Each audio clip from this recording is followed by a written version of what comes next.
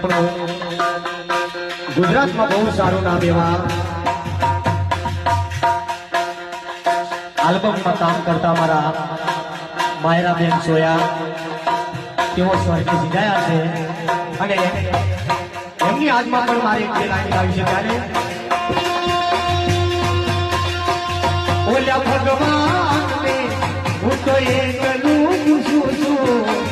નસીબમાં નહોતા તો કેમ મને મળાયા પલવરની જિંદગી પછી મળીને જુદાઈ પ્રેમ તો મળ્યો ના